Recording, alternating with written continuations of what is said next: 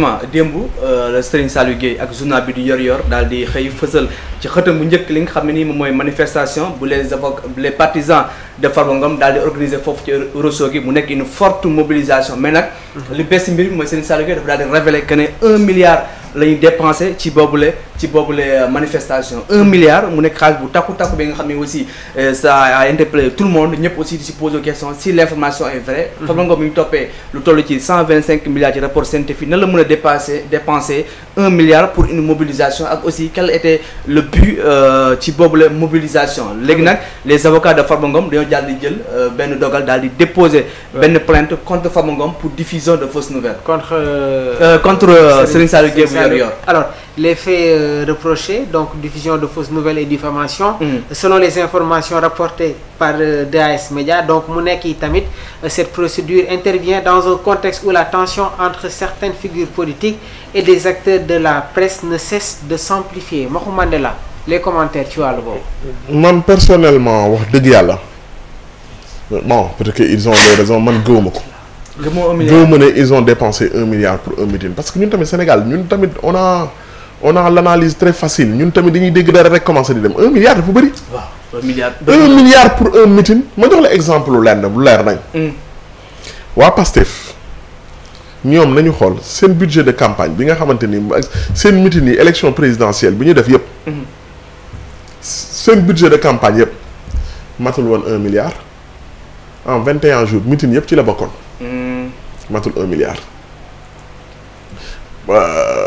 2000 xam naa ci lenn PDS seen budget de campagne élection présidentielle bi c'était 6 milliards. 6 milliards. meeting yi Sénégal gi yëpp ci la bokk 6 milliards la woon budget bi ñu jox ko kii Faye l'ancien ministre Faye moo ko géré woon. Sénégal gi yëpp budget de campagne élection présidentielle bi 6 milliards la woon te Sénégalais yi scandale la créé woon Sénégal ndax dañ ne dafa bëri. ñu ne la yow 1 milliard la benn nit organiser benn meeting. te loolu xam nga parfois tamit gis nga grand. Serigne Saliou c'est sama grand la ku ma respecté quoi sincèrement et bon il mérite ce respect là. Je parle pas de Serigne Saliou je parle de Yor parce que tamit parfois je faire cette dichotomie là ma koy def. parce que tamit mën na am sax moom article bi est-ce que moo ko signé wala loolu quoi c'est vrai que ça engage sa responsabilité et c'est quelqu'un de très sérieux tamit sëñ Salim mais sa aqulay taala su ma waxee sama aqulay taala déjà grand su ma amee 1 milliard di organiser meeting même su ma ko organiser ak 1 milliard yéen mënoo leen ko xam comptabilité bi su dee ku gérer comptabilité moo la ko wax ok mais boo ko waxee devant un juge da nga koy justifier. mais tey jii est-ce que jàpp nga ne que Serigne Saliou Gueye dina génne yenn information yi nga xamante ne non amu si devant un juge même su fekkee loolu sax dañ lay condamner pour diffamation. xam nga parfois mbir ki un journaliste mën na xam lenn xam ne dëgg la. mën nga xam ne dëgg la mais doo ko bind parce que doo ko mën a justifier naka nga mën a justifier que ils ont dépensé 1 milliard. surtout yow nee nga invité yi dañu leen a jox ku nekk 1 million. parce que moom ci loolu. 2 millions il a donné des informations parce que nee na ce montant a financé un impressionnant dispositif logistique et financier. Plus de 120 bus de 70 places ont été affrétés pour transporter environ 8400 participants de Dakar vers Ourossogui pour un coût de 200 millions de francs CFA. nee na aussi en plus des transports donc 300 millions ont été distribués aux participants comme frais de déplacement donc ça fait 500 millions am na aussi li nga xam ne tamit jëm na ci les leaders politiques présents ont reçu des sommes entre 2 millions et 5 millions tout comme des influenceurs et des médias triés sur le volet donc loolu aussi tamit xëy na. loolu je suis vraiment désolé mais mënu ko justifier. mënoo ko justifier. mënul nekk. non devant un tribunal tu tombes amoo benn pouvoir bu lay wan ne. man mii su ma joxee 2 milliards. ba def dinaa indi décharge wan ne kii 2 millions lañ ko jox kii 2 millions ba mat 2 milliards. ba mat 1 milliard mënul nekk. c'est impossible à justifier. parce que li ñu gën a bëri bi ñu leen di jox. bu doon dañ leen envoyé Wave nga mën ko justifier nga am capture d'écran yi wala kii numéro de transfert yi. mais su yooyu noonu bu dee day am. grand nit ñi bu ñu leen di jox on les donne du cash.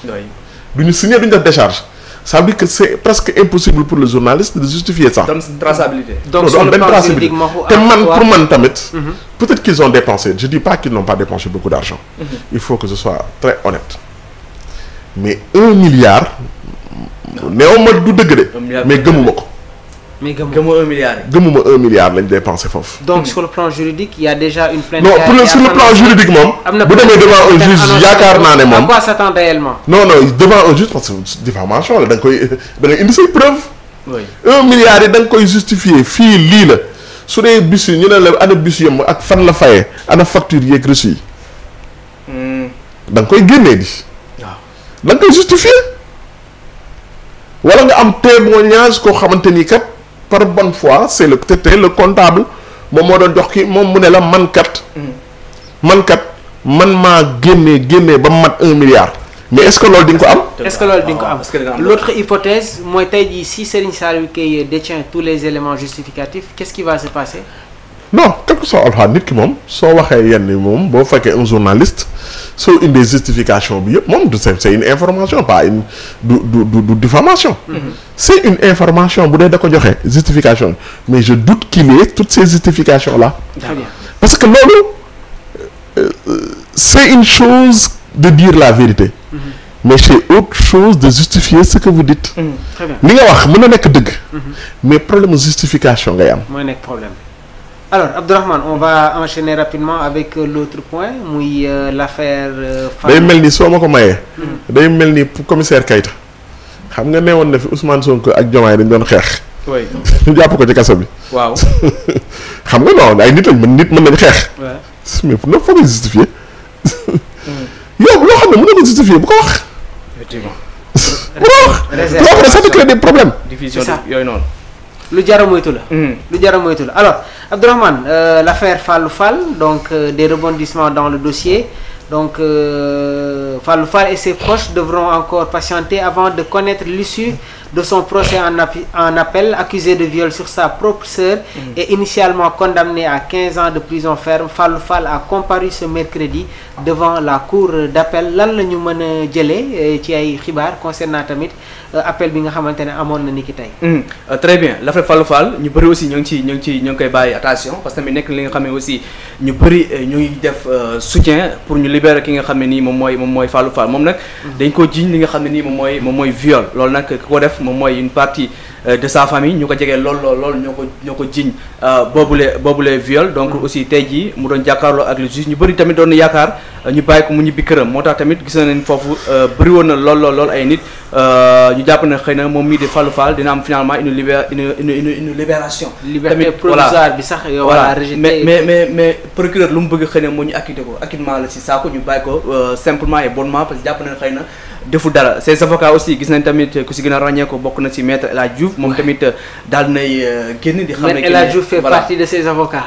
très bien moom tamit daal nay génn di xam ne que ne moom mii di Fallou Fall deful dara nañ ko bàyyi mu ñibbi këram donc tamit ñoo ngi xaar dañ ko dàkkandi donc ñu ngi xaar aussi li nga xam moom mooy boobu le verdict bu tuppee si mbir moomu lay. très bien Mahou Mandela comme ni nga ko déggee l'affaire Fallou Fall avec les rebondissements tey jii mu amoon appel donc les autorités jot nañu yëkkati ay kàddu donc dégg nga léegi Abdourahmane li nga xamante ne moom la évoqué nan ngay jàngatee déjà cette situation voilà laata nga ñuy indil une analyse beaucoup plus approfondie nan ngay jàngatee tey jii appel bi ak décision bi nga xamante ne jot nañ ko rendre pour le moment. pour man c'est une histoire très très triste. parce que quand bi ma dégloo man li papa ji seede woon. oui. dafa xëtt sama xol bi. le choix entre. s'il faut choisir entre sa doom ak sa soxna nga ne da ngay choisir yow sa soxna. xam nga parce que mais bon je me dois pas de le juger.